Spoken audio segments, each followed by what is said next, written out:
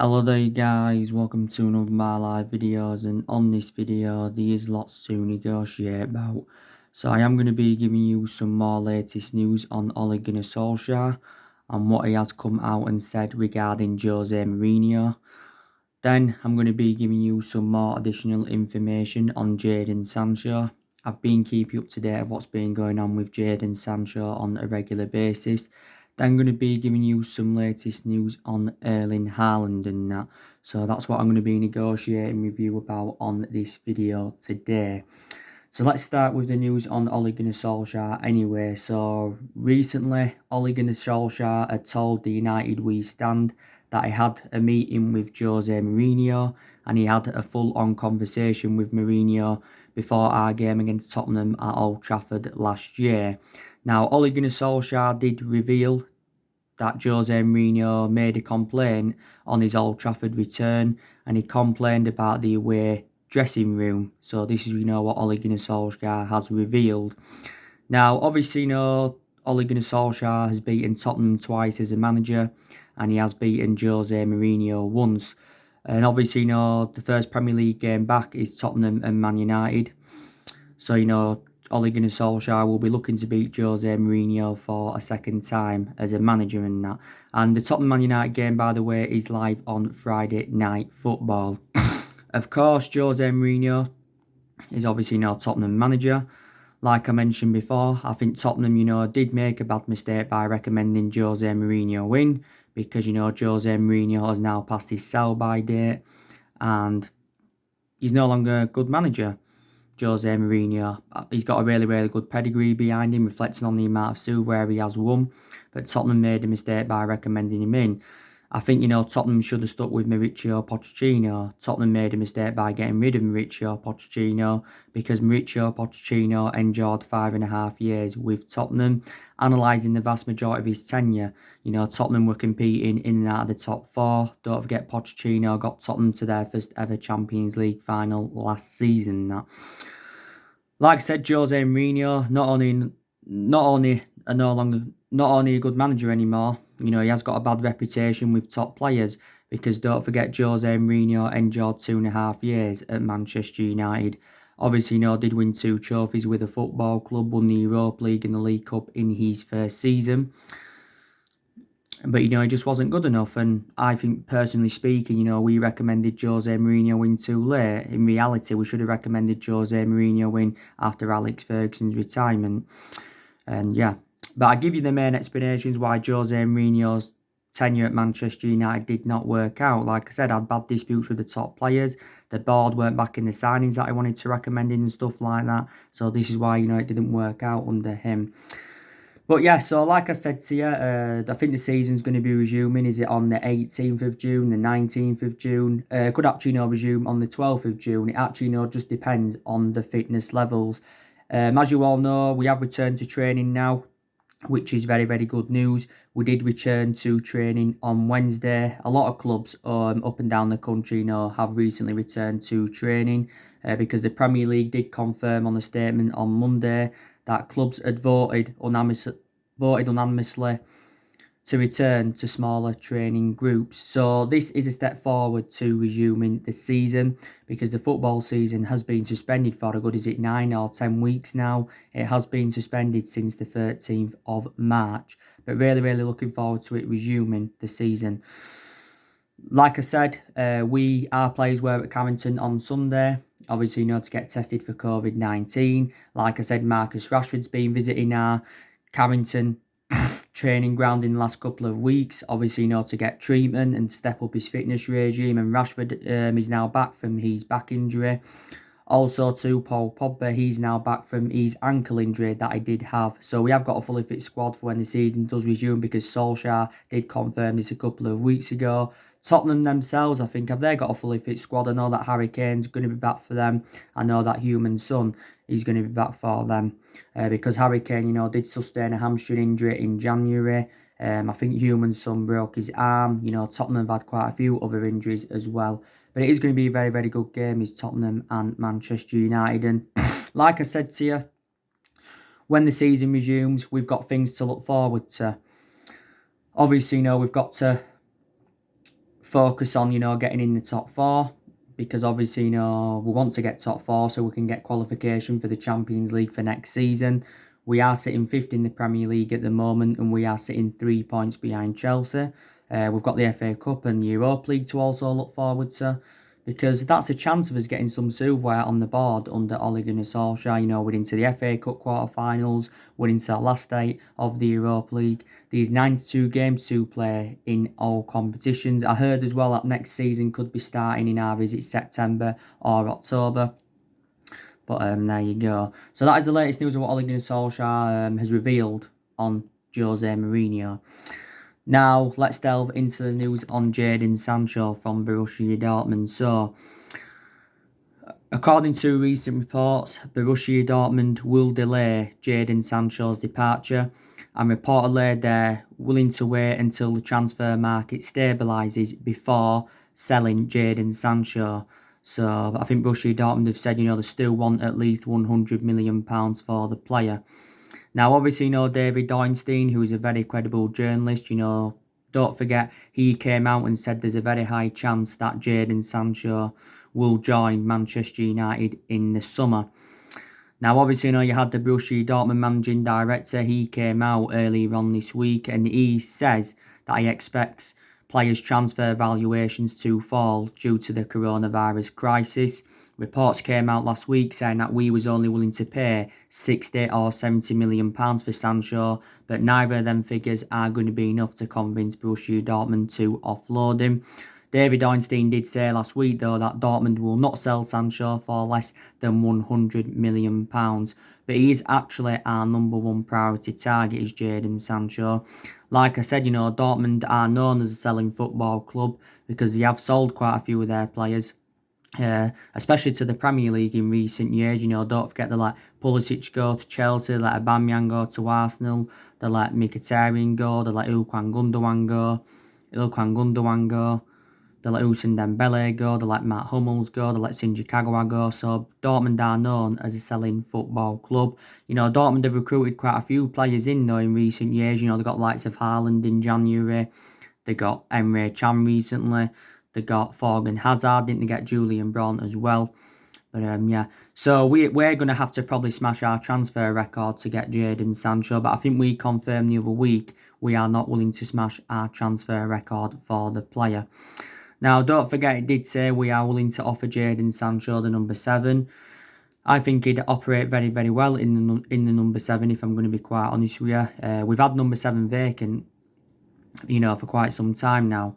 But I think he'd do very, very well in number 7 because, like I mentioned, we've had a lot of good number 7s up and down the generations. But there again, our recent number 7s haven't been so good. They haven't. And don't forget, we have been working on Jadon Sancho's contract. And we've also been in negotiations with his agent for quite some time, like Fabrizio Romano did confirm earlier on in the season. And Fabrizio Romano is an Italian journalist. But I think Jadon Sancho's preferred option is Manchester United, like he revealed, and I outlined a couple of the reasons why it would be beneficial for us to recommend him in is because he's well proven in the Premier League. He's got a very, very good friendship with Marcus Rashford, and Rashford revealed earlier on in the season that he wants Jadon Sancho at Manchester United next season and that. Obviously, the main explanation why Jadon Sancho left Manchester City is because he did not get any first-team opportunities. He was at Manchester City for a couple of years. Manchester City paid £500,000 for him from Watford because Jadon Sancho began his footballing career with Watford and that, and he was at Watford for several years. City did make a huge profit on the player, because City got around £8 million for him when they sold him to Dortmund in 2017 and that. And now Dortmund, of course, are hoping that they can make a £92 million profit for him. Jadon Sancho is now into his 3rd season at Borussia Dortmund. And I think he's been a revelation since his arrival in Germany. Obviously, Sancho still got a contract with Dortmund until 2022. But yeah, we've been in regular contact. Quite a few other clubs have been in negotiations with his representatives. Chelsea have still been there for him. I think Liverpool have been in for him. Real Madrid, Barcelona. A hell of a lot of clubs are interested in Jadon Sancho. Jadon Sancho's predominantly a right winger, but I think you can also play him centrally as well, and he is only at the age of 20, is Jadon Sancho. He's only the age of 20 in that, but definitely would take him at Manchester United. But it's uncertain, if Sancho's going to leave Dortmund in the summer. Don't forget, confirmed a couple of weeks ago that we're planning to sign Jadon Sancho next summer instead of this summer. But like I said to you, if Jadon Sancho was to go back to London, I think he'd go to Chelsea. I really, really do think he'd go to Chelsea. I don't think he'd go back to Watford.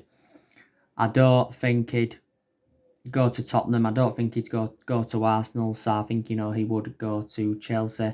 But I think Dortmund have come to accept the fact that, Jadon Sancho does want to leave, so they're looking now for an adequate replacement for the player. If Sancho is sold, I think City do get around 15% of the transfer fee due to the couple of clauses in that. So that is the latest news on Jadon Sancho. So the departure of Sancho is going to be delayed, and, Dortmund are waiting till they can get, full value for the player. Now, let's give you the latest news on Erling Haaland, also from Borussia Dortmund. So, Manchester United and also to Real Madrid may have to wait until the summer of 2022 to sign Erling Haaland. Now, the main explanation is because I think his release clause becomes active in the summer of 2022. And I think Erling Haaland's release clause is around £63 million. But obviously, if us or Real Madrid were to get in before the summer of 2022, we'd have to pay over £100 million for Erling Haaland. I think Borussia Dortmund did say that they do want at least £107 million if they had to let him go before the summer of 2022. Now, don't forget Borussia Dortmund. I've got a verbal agreement with Erling Haaland's agent, Mini Raiola, to keep Haaland at Dortmund at least until 2022. Haaland also revealed why he turned down Juventus in January. It's because Juventus were allegedly willing to put Haaland in their under-23 squad. Now, like I mentioned, it was a shame that we didn't get Erling Haaland in the January transfer window, because, like I mentioned, he would have been an Ole Gunnar Solsjkaer type signing. Don't forget, Ole Gunnar Solsjkaer worked with Erling Haaland during his time with Mould. And Solskjaer, was the one that gave Haaland his debut at just the age of 16, which I think was around 3 years ago now. And it was a shame that we didn't get him. And I think, it was another shame why we didn't get him is because he was a cheap solution. Haaland was available for around £17 million in January, but I think the couple of main explanations why Haaland decided to turn down Man United is because there's been uncertainty over Solskjaer's future, and plus, we've had no Champions League football to offer. Solskjaer and Ed Woodward went to meet up with Haaland in Norway in January, to negotiate a move to Manchester United, but Haaland decided to go to Dortmund for £17 million. He has got a contract with Dortmund until 2024. And I've got to say, since his arrival at Dortmund, he has been a revelation. Haaland's got over 40 goals this season in all competitions, including the goals he scored, when he was at Red Bull Salzburg. But yeah, and Real Madrid, of course, are planning to sign him next summer, and they're also planning to sign Kylian Mbappe next summer and that. But yeah, I'd definitely take Haaland at Manchester United, and he is only at the age of 19. And don't forget, we are in search for a striker. So there you go. So that is the latest news on Erling Haaland. And like I updated you on my video that I did yesterday, Ed Woodward had spoke to investors on a conference call, and he did reveal our latest financial figures. Now, Manchester United's net debt has risen up to £429.1 million, with the club no longer predicting revenues of up to £580 million. I also think that the coronavirus pandemic has cost Man United around £28 million so far, but we do expect the final figure to be far higher. Ed Woodward did give a statement yesterday, and he also mentioned that he's optimistic about the season returning in June.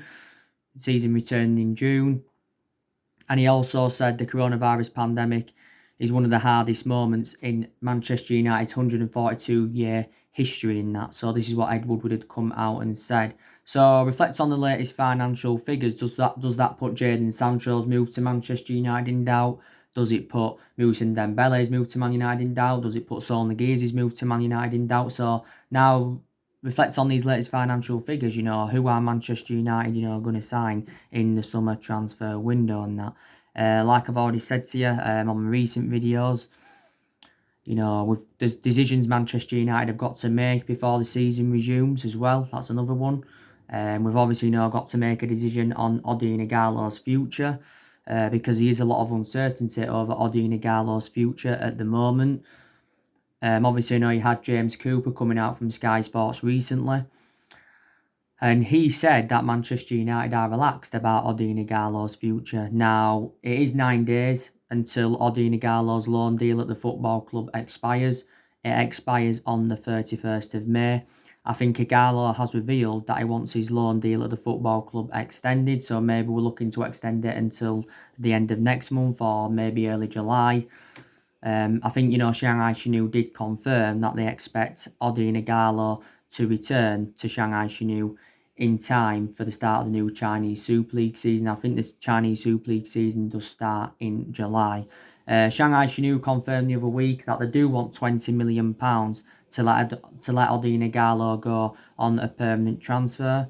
Solsjkaer did say, he wants to get Odion Ighalo a permanent contract at the club, but maybe we've got reservations about paying £20 million for him. Obviously, we paid around £4 million to get Odion Ighalo on loan.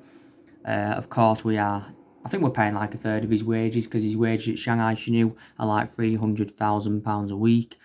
I think he's got a contract with Shanghai Shenhua until 2021, if I am correct. But I expect him to go back to Shanghai Shenhua. Don't get me wrong, Ighalo's enjoyed a fantastic start to his Man United career. Like I said, he's got 4 goals in 3 starts and he's been a very, very good cover-up to Rashford. But obviously, Rashford is now fit. So this is one of the main explanations why I think, he's going to go back to Shanghai Shenhua. The only reason we got him on loan is because of the injury of Marcus Rashford. If it wasn't for the injury of Rashford, I don't think, we would have bothered in that. So we've got to make a decision on his future. I think also, too, we've got to make a decision on Paul Pogba's future before the season restarts as well. Because, Paul Pogba has had a long-running transfer saga. And I was reading reports today, and I think it does say that Arsenal are in talks with Juventus over getting Adrien Rabiot. Juventus are looking to offload Adrien Rabiot. So if they can do that, then that could help them fund a move for Paul Pogba. Now, of course, swap deals have been high on the agenda, let's be honest. Because it said Juventus are willing to offer up to 3 of their players for Paul Pogba. The players that have been mentioned is like Adrien Rabiot, Milan Pjanic, Federico Bernardeschi, Douglas Costa, Matty Stilit's also been mentioned, Darren Ramsey. So, Juventus are willing to offer at least a couple of their players as part of the deal so they don't have to pay the £100 million for Pogba, because we said we'd want at least £100 million for Pogba if we was to sell him in the summer transfer window. And I don't think that Juventus can afford his wages, neither can Real Madrid, because Paul Pogba's wages at Man United are £300,000 a week. So Paul Pogba, is one of the highest paid players at Manchester United. And, it confirmed a couple of weeks ago that Juventus became the first Italian club to have their own cap salary. And it said, they was only willing to offer contracts worth up to £150,000 a week. But my own perception on Pogba is that he's going to stay at Manchester United for next season. Not too sure about the foreseeable future, though. But I think he'll be here next season because Paul Pogba, has not yet had the chance to play alongside Bruno Fernandes in our midfield. But, when the season resumes, they will be playing together in our midfield. And I'm very, very excited about that, to be quite honest with you.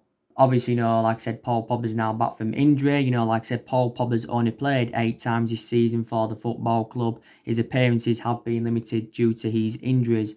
The last game Paul Pogba played was on Boxing Day in our 4-1 win against Newcastle. And the last time he started from the start was back in September. But it hasn't only been this season. He's had a few injuries. There's been in recent years, Paul Pogba's had quite a few injuries as well, to be quite honest with you.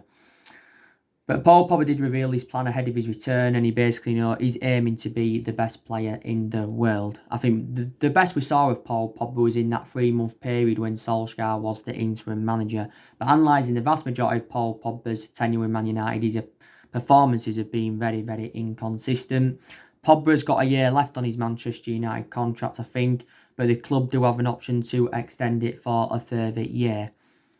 It confirmed a couple of weeks ago as well that we did want around 150 million for Pogba, but it said that Ed Woodward had lowered his valuation from 150 to just 100 million pounds.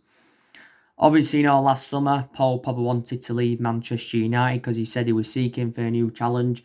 And he publicly admitted that he wanted to leave the club. So he didn't only admit he wanted to leave, he publicly admitted that he wanted to leave the club because his actual preference was a move to Real Madrid last summer. But, the main explanation why his move to Real Madrid didn't materialise last summer was reflecting on the substantial amount we put on him. Because we said last summer we wanted £180 million. Real Madrid were not willing to meet that valuation. Like I said, Real Madrid recruited around 5 or 6 players in last summer. Spent in the 200 or was it the 300 odd million pound range on them. They got Eden Hazard in, Jovicic, Rodrigo, Ferland Mendy, Eden Militao and all of that. And they're looking to do more business when the transfer market does open at Real Madrid. They're looking to do more business, but they're also looking to get rid of players. I think they're looking to get rid of Dani Ceballos on a permanent transfer. They're looking to get rid of Bale. They're looking to get rid of Jovicic, I think, because they're not happy with him. They're looking to get rid of James Rodriguez. Karim Benzema's coming to an end of his footballing career. So there you go. But he confirmed the other week that Real Madrid have dropped their interest in Paul Pogba because they've got other midfield targets on their agenda. And plus, Real Madrid, have been put off by Paul Pogba's wage demands and that. So there you go. But I've always said, if Paul Pogba leaves Manchester United, I think he'll go back to Juventus. There's obviously been likes of PSG and Inter Milan that have been in for Paul Pogba in recent weeks as well. Don't forget Barcelona have been in for him before. Don't forget Paul Pogba endured a very, very difficult time under the Jose Mourinho era. So did a lot of top players. Don't forget we had Paul Pogba when he was a lot younger under the Alex Ferguson era, but we had to let Paul Pogba go, due to limited appearances. But you can say we made a mistake getting rid of him when he was a lot younger and that. So there you go. So we've got to make a decision on Paul Pogba's future. But, revert back around 9 or 10 weeks ago, is it now? But this is before the football season got suspended. Obviously, there was stories then coming out regarding Paul Pogba, saying that, he's interested in staying at the club and he's interested in extending his contract. And then Solsjkaer said in Austria prior to the last game, which was the last game Manchester United played, the last game was 5-0 to us. He says he expects Paul Pogba to remain at Man United next season. The Busby Bay reported out, was it earlier on this week, saying that Paul Pogba wants to stay. But in recent weeks, there hasn't really been talks of Paul Pogba saying that he wants to stay at the football club and that. But he's won 2 trophies with us, and that was the Europa League and the League Cup in his first season at Manchester United. But, reiterate what I mentioned, we paid 89 million for him, most expensive signing. If we sell him, it's very imperative that we get more than the 89 million pounds that we did pay for him. We've also got to make a decision on Diego Dalot's future as well. Now, according to recent reports, Barcelona and PSG have been interested in Diego Dalot. Solskjaer's come out and give his overarching view on this, and he wants Diego Dalot to stay at Manchester United, but whether he does or not, I do not know. Diego Dalot's appearances have been limited at the football club this season. He's only played once. He's only made one start in the Premier League because he has had a couple of injuries, and Diego Dalot is our backup right back to Wan-Bissaka. Diego Dalot's been here a good year and a half now, maybe just a bit longer. We got Diego Dalot in Jose Mourinho's final transfer window at the club because we got him in the summer of 2018. We paid around £19 million in from Porto. He's got a contract with us until 2023 as Diego Dalot. But if we was to sell him, we'd probably demand in the £30 million range for the player. So we need to make a decision on his future. Maybe as well, Solskjaer, should give some more of the youngsters opportunities. Because I've credited Solskjaer for that. He has promoted the youth very, very well, this season, and some of the young players have been given their opportunities, such as Greenwood. He's been given his chances. Brandon Williams, he's been given his chances. But there's some young players that have found game time very, very difficult, and their appearances have been limited. Chong, his appearances have been limited at the football club. Also to James Garner, his appearances have been limited. I think we're going to be loaning James Garner out for next season, because there's just no way he's going to get into the team and that. We've obviously Fernandes And obviously, Paul Pogba coming back. He's not going to get in the team as James Garner. Like I said, there's 3 Championship clubs that are interested in James Garner, and that's Sheffield Wednesday, Cardiff and Swansea. They're interested in James Garner. We could even loan Steve Chon out. Dylan Levitt, I think we're also going to loan him out. Maybe Ethan Laird as well. Like I said, we've got to make a decision on Angel Gomez's future as well. His contract expires at the end of next month. I think, Angel Gomez is leaving on a free transfer because there is no signs of Angel Gomez signing a new contract with Manchester United. And we have put forward quite a few contract offers for Angel Gomez, but just no signs of him, signing a new contract at all.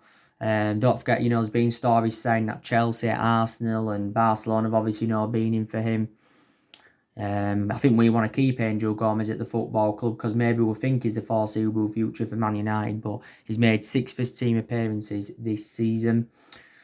And I think, Solskjaer needs to make a decision on his best 11 because I just don't actually think, Solskjaer knows his best 11. It'd be interesting to see the 11 he puts out in the first game back against Tottenham.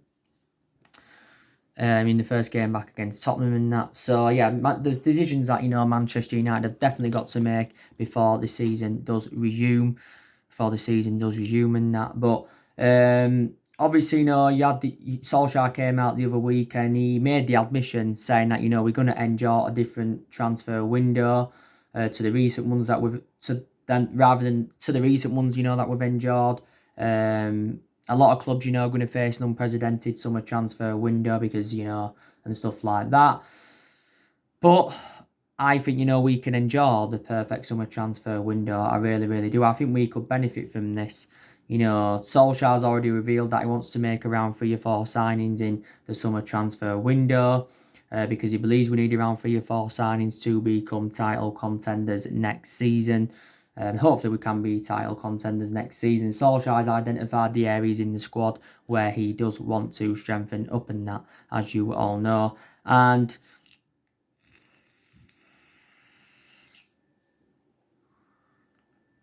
like I said, Ed Woodward's willing to back him. Ed Woodward's also assured that Ole Gunnar Solskjaer's job is safe.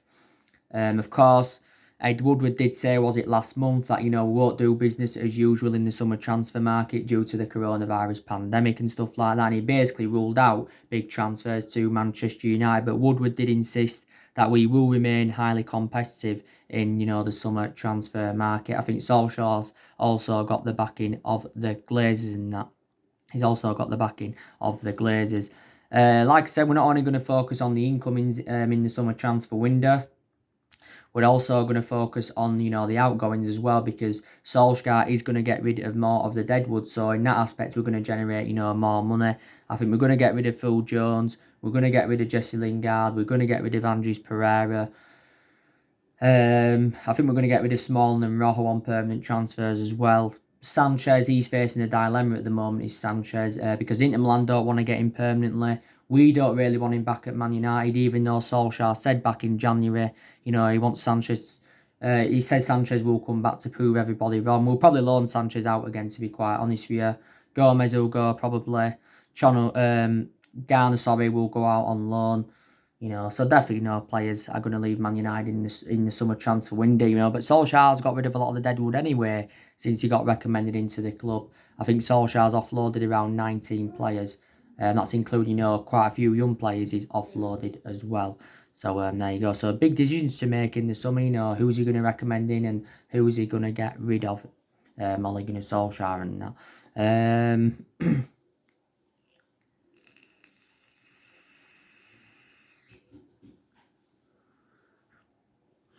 And don't forget, like I updated you yesterday, I think it was the first video that I did yesterday morning. Ole Gunnar Solskjaer did say, he spoke to the United We Stand fanzine, and he said, he'd rather have a hole in the squad than a arsehole. He says, personal agendas will not be tolerated at the football club because Solskjaer did make an admission saying that, we've had players with personal agendas at the football club. One of Ole Gunnar Solskjaer's biggest tasks since he became Manchester United manager was obviously, getting rid of, some bad attitudes. And that obviously, led to us getting rid of Lukaku and Alexis Sanchez last summer. But, Solskjaer's obviously, revealed that he's big on personality. He's very, very big on personality and players fitting the squad, fitting the squad dynamic, something like that he mentioned. And he did say the problems that we had with the squad last season, he said like players were physically tired, mentally tired. And, he said, we did have injuries. And, basically in a way, Solskjaer, has revealed, what has changed since he replaced Jose Mourinho back in December 2018. He said actually this, before the football season got suspended, what had changed since he replaced Mourinho and that. And I have seen quite a few changes, to be honest with you. And I've also seen improvements as well. Like I said to you before, there's still things though that Solskjaer does need to work on. Definitely things that he does need to work on and that. But like I said, Solskjaer is our fourth permanent manager since, the Alex Ferguson era. Like I said, we've sacked 3 managers since the Alex Ferguson era, and that was David Moyes, Louis van Gaal, and Jose Mourinho. So we haven't really got the structure to keep sacking managers. I think Solskjaer's still got around, 2 years left on his Manchester United contract and that. But I still don't know if he's the foreseeable future for Manchester United. Like I said, the news on Jack Grealish, give you the news on him yesterday. It's looking very, very imminent that Grealish will leave Aston Villa if Villa get relegated, like Alan Hutton revealed. The news on Jude Bellingham, want to get a deal over the line for Jude Bellingham. He's going to cost us around £30 million.